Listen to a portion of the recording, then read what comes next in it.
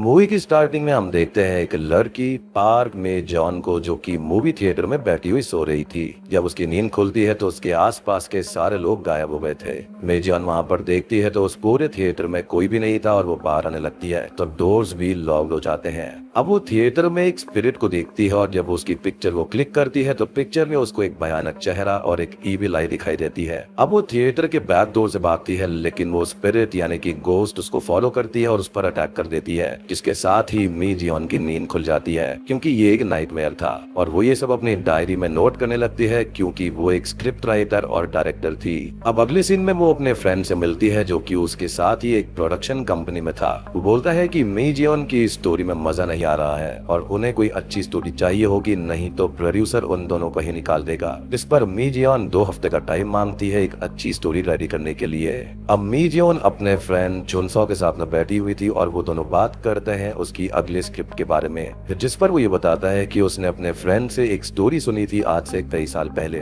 वहां पर यूनिवर्सिटी के फिल्म मेजर के लिए एक स्टूडेंट ने एक मूवी बनाई थी और उस मूवी के प्रीमियर के वक्त सभी लोग वहां से डरकर भाग गए थे और एक आदमी की तो हार्ट अटैक से डेथ तक हो गई थी और वो मूवी इतनी स्केरी थी। और उसके बाद में एक बात सामने आई थी कि वो मूवी एक गोस्ट ने बनाई थी। अब मी जियोन को ये स्टोरी अपनी स्क्रिप्ट के लिए काफी बढ़िया लगती है और वो उस यूनिवर्सिटी में पहुंच जाती है जिसके बारे में जुनसो बात कर रहा था। इस यूनिवर्सिटी का नाम होता है डेजॉन यूनिवर्सिटी और अगले ही दिन मी जियोन वहां पर पहुंच जाती है। वो भी प्रोफेसर से मिलती है और वो उस प्रोफेसर से उस मूवी के बारे में पूछती है तो वो मूवी 10 साल पुरानी थी और प्रोफेसर को उसके बारे में ज्यादा कुछ पता नहीं था। साथ ही साथ मी जियोन को भी उस मूवी का नाम और डायरेक्टर स्टूडेंट का नाम नहीं पता था, तो उसको इसके बारे में ज्यादा कुछ पता नहीं चलता। खैर, इसके बाद में वो अब यूनिवर्सिटी के डॉक्यूमेंट्स और मूवी रिकॉर्ड्स को चेक करती है तो वहां पर भी उसको कुछ नहीं मिलता। साथ ही साथ 2008 के वक्त में वो मूवी बनी थी तो उसको डीवीडी और बाकी चीजें मिसिंग लगती हैं। वो अब काफी परेशान हो जाती है, अगर उसके पास एक अच्छी स्क्रिप्ट नहीं होगी तो प्रोड्यूसर उसको निकाल देगा।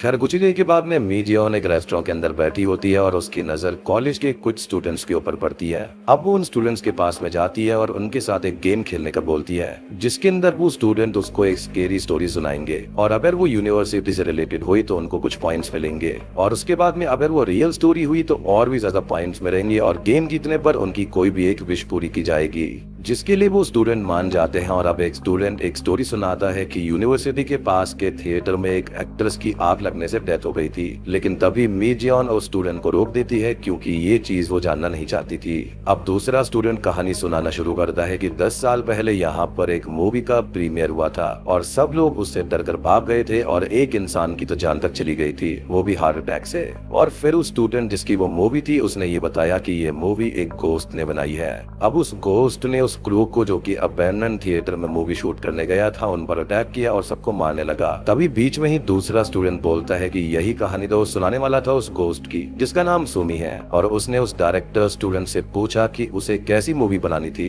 जिस पर उस डायरेक्टर ने बताया कि सबसे ज्यादा डरावनी मूवी यानी कि जो कर्स्ड मूवी थी उसके गोस्ट ने पूछा था उस डायरेक्टर से कि वो कैसी मूवी बनानी है, जो कि अपने आप में ही खतरनाक चीज है। कर अब तीसरा स्टूडेंट ये बोलता है कि उस मूवी का नाम वार्निंग था जिसको एक फिल्म फेस्टिवल के लिए सेलेक्ट करा गया था। खैर, अब रात को मी जियोन अपने घर पर होती है और उसे वॉशरूम से वाटर टैप की आवाजें आने लगती है और वो चेक करती है तो वहां पर कुछ भी नहीं था। और फिर उसे अपने पास्ट के विजन्स आते हैं जिसके अंदर वो अब्यूज की विक्टिम थी और एक दिन खुद को खत्म करने के लिए अपने हाथ की नस तक काट लेती है, वो भी बाथटब में बैठकर, जो कि हॉरर मूवीज में काफी होता है। खैर, अगले दिन अब वो उस फिल्म फेस्टिवल को ऑर्गेनाइज करने वाली प्रोडक्शन कंपनी के पास में जाती है जहाँ पर उसकी जान पहचान थी। तो वो उस आदमी से उस मूवी के बारे में पूछती है। वो आदमी डेटाबेस से मूवी निकालने लगता है और बताता है कि ये मूवी आई तो प्रीमियर के लिए थी लेकिन बाद में इसे कैंसिल कर दिया गया था। अब उसको वो वार्निंग मूवी मिल जाती है और वो बोलता है कि ये आर्काइव में पड़ी हुई है, मींस डेटाबेस से हटा दी गई है। बट वो अपने सीनियर से पूछता है मूवी को अनआर्काइव करने के लिए।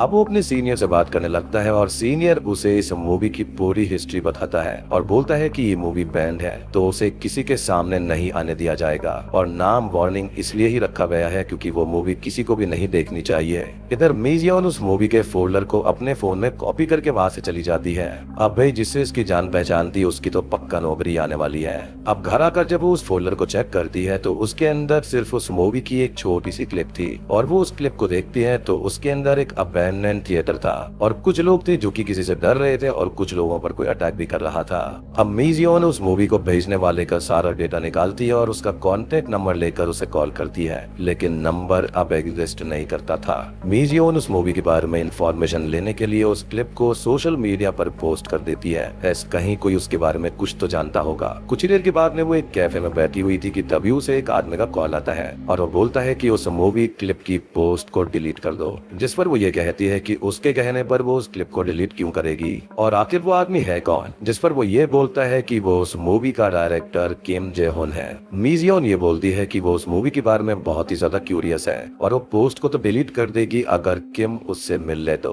जिस पर वो मान जाता है। अब वो उससे मिलने कैफे में जाती है और किम वहां पर आता है और मीजियन पोस्ट डिलीट करके मूवी के बारे में पूछती है तो वो बोलता है कि वो मूवी के बारे में भूल जाए और चर्च जाना शुरू कर दे, जिसके साथ ही वो वहां से जाने लगता है और साथ ही साथ किम की हालत कुछ ठीक नहीं लग रही थी और वो बहुत ही अजीब तरह से रहता था। तभी मीजियन ये बोलती है कि अगर किम बिना कुछ बताए वहां से गया तो वो फिर से उस वीडियो को पोस्ट कर देगी, जिस पर किम गुस्से में उससे बोलता है कि देर होने से पहले वो रुक जाए। साथ ही साथ किम उसके बारे में सारी जानकारी लिख आया था। किम के वहां से जाने के बाद में मीजियन उसका पीछा करने लगती है और उसका घर देख लेती है। अब रात को किम घर से बाहर जाता है तो मीजियन उसके घर के अंदर एंटर कर जाती है। अब वो घर के अंदर देखती है जो कि बहुत ही गंदा था और बहुत ही अजीब था, जहाँ पर हर जगह होली क्रॉस लटके हुए थे और कैंडल्स जल रही थी। वो किम के रूम में जाती है जहाँ पर ढेर सारी अजीब सी ड्राइंग्स थी जो कि काफी डिस्टर्बिंग भी थी। अब रूम के अंदर एक क्लोसेट भी था और वहाँ पर एक बैग के अंदर वार्निंग मूवी की हार्ड ड्राइव उसको मिल जाती है, लेकिन तभी किम वापस आ जाता है और मीजियन बेड के नीचे छुप जाती है।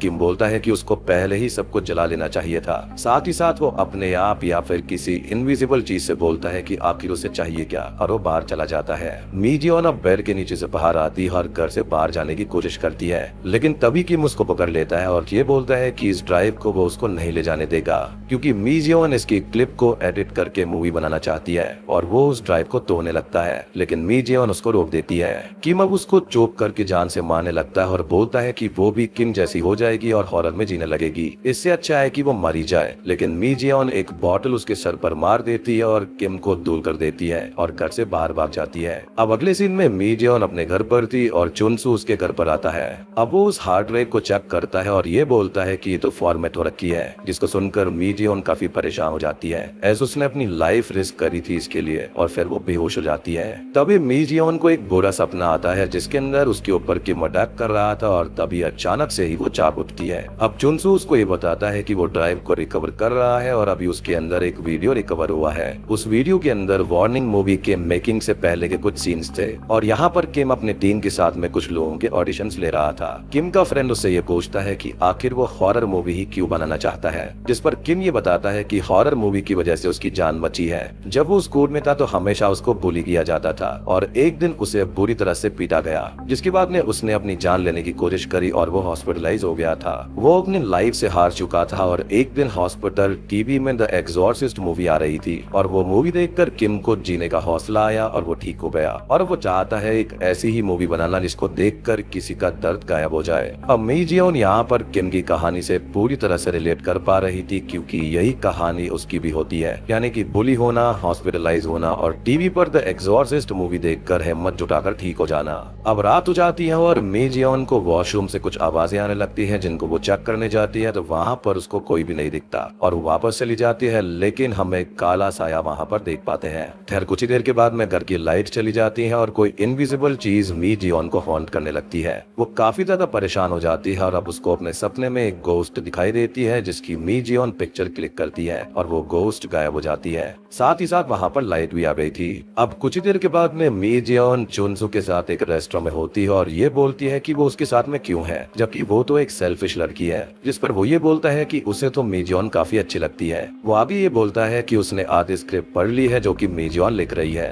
और जो स्क्रिप्ट की प्रोटैगनिस्ट है वो बिल्कुल मीजियन की तरह है और उसके फ्रेंड मीजियन के फ्रेंड्स की तरह, और आगे स्क्रिप्ट में उनका क्या होने वाला है। इस पर मीजियन बोलती है कि हॉरर स्टोरी है तो एंडिंग तो अच्छी नहीं होगी और साथ ही साथ उसकी स्टोरी तो एक फिक्शन है जो कि रियल लाइफ से काफी अलग है। खैर अगले दिन मी जियोन ड्राइव से रिकवर हुई बाकी क्लिप्स को देख रही होती है और अब किम और उसकी टीम एक अबैंडन थिएटर को अपनी शूट लोकेशन बनाते हैं और थिएटर में सब जगह घूमने लगता है, जहाँ पर उनको एक जगह पर एक फोटो मिलती है जिसके अंदर कुछ लोग थे और लिखा हुआ था कि वार्निंग मूवी 1980 की स्क्रीनिंग कैंसिल हो गई थी। सभी लोग यहाँ वहाँ घूम रहे होते हैं और किम एक जगह जाता है जहाँ पर दीवार पर एक अजीब सा साया था और किम किसी से बात करता है कि वो सबसे ज्यादा स्केरियस्ट मूवी बनाना चाहता है और डर कर बाहर भाग जाता है। अब बाहर आने पर वो अपनी टीम को बोलता है कि उसको कुछ काम है और वहाँ से चला जाता है। टीम के लोग बात करते हैं थिएटर के बारे में कि यहाँ पर आग लगने से एक्ट्रेस सोमी की डेथ हो गई थी और तब से उसका गोस्ट इस जगह को हॉन्ट कर रहा है और ऐसा लोगों को कहना है। मी जियोन अब तुरंत ही उस थिएटर के लिए निकल जाती है और उसके घर पर जुनसो आता है। वो एक क्लिप को प्ले करता है तो उस क्लिप में क्रू सारा सेटअप कर रहा था और किम उनसे दूरी था।